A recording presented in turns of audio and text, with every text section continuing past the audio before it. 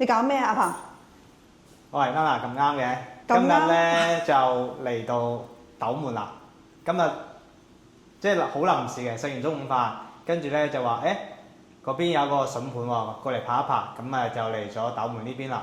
咁我哋依家就喺珠海斗門區嘅呢個樓盤叫做華德同娛璞悅花園嘅，係啦。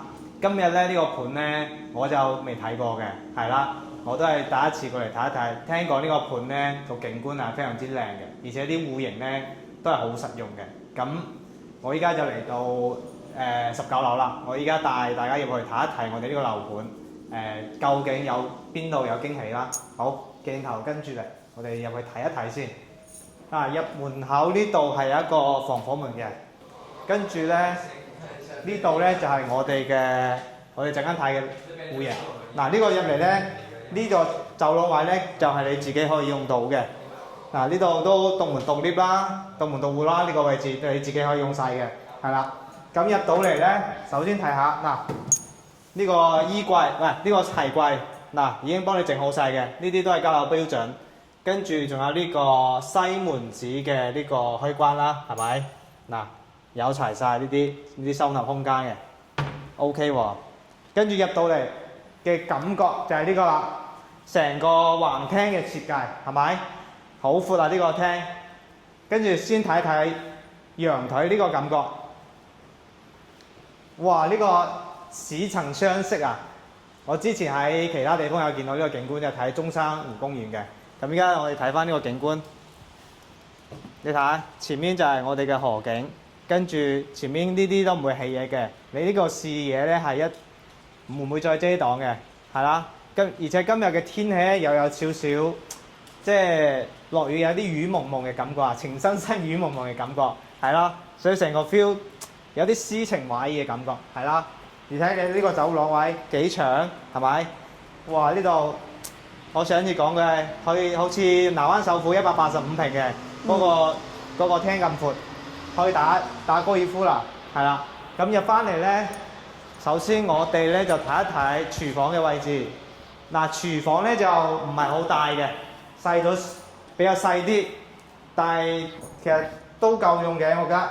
而且佢呢個洗手盆呢個位咧，個闊度啊，個深度啊，其實都夠用嘅呢個位置，係啦。咁都係標準配置啦。抽油煙機、煤氣爐，跟住呢個係消毒櫃啦，係啦，冇錯，係啦，之後比較正常咯。跟住睇翻我哋第一間房，第一間房咧就喺入門口呢個位置嘅，咁呢邊呢，擺張1.5米床都 OK 嘅，係啦。睇翻我哋嘅小區園林嗰邊，今日有啲雨，所以嘅視野唔係好好，係啦。跟住出翻嚟，我哋睇一睇另外一間房。呢間房呢，我覺得呢就可以整成一間書房，書房仔，或者有啲可以直接唔要呢個門，直接打空晒，可以同呢個客廳咁樣連接晒，都 OK 嘅呢個位置，係啦。跟住呢，入翻嚟呢度呢，就係我哋嘅公廁啦。公廁其實呢度仲有一個 lift 位，呢個 lift 位可以睇翻你自己嘅量翻去。公廁公共衛生間，公共衛生間公用啦，即係喺屋企嘅。呢個呢，就係呢個可以做一個櫃收納櫃之類嘅咯。入嚟呢度呢。你睇幾貼身呢個位置？呢啲轉角位呢都係貼身嘅設計，唔會話啲小朋友、老人家會凹到咯，係咯。跟住呢個 OK 嘅，我覺得呢個成個仲有個窗可以通風透氣。跟住入翻嚟呢個另一間客房，客房都係成個闊度都夠嘅，可以擺個1.5米床，係啦。呢邊又係睇翻我哋嘅小區嘅園林嗰邊嘅。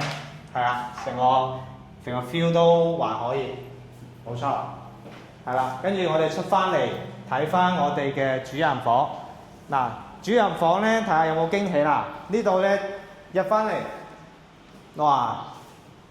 主人房嘅位置呢，1.8米嘅床冇問題，或者2米嘅床。跟住佢嘅景觀呢，一樣都係睇翻我哋嘅河景，係啊，呢邊成個 feel。同啱先我哋廳睇出嚟嘅感覺一樣，跟住我啱先入到嚟，發現呢度仲有個窗，呢個係一個驚喜嚟嘅喎。你睇翻我哋嘅窗呢邊，打開都幾通透嘅。睇翻我哋成個出邊條河景，跟住咧，哇！呢個位置本身咧呢個牆咧打咗佢咧，成個貨位會好大嘅。但係咧呢個設計咧，佢係將呢度去改成一個衣帽間，即係專屬嘅空間。所以嗱，兩邊都係做衣帽間，呢度都可以設計得好靚仔。跟住入翻嚟，嗱呢個主人房嘅洗手間啦，都係比較市正。坐喺呢度，成個空間都夠大，唔會話好逼傑，係啦。咁呢套咧，呢個單位119平咧係4房嘅，係啦，佢係做咗4房2次嘅一個設計。咁我最中意嘅咧就係佢嘅嗰個廳橫廳嘅設計，跟住成個 feel 睇出去個視野，即係好舒服，係啦。咁如果大家中意呢種橫廳嘅設計咧，而且佢係獨門獨戶呢種戶型咧，可以WhatsApp 阿鵬，咁阿鵬會將啲資料 send 俾你。好，咁今集視頻就呢個戶型就介紹到呢度，我哋下期再見。好，拜拜。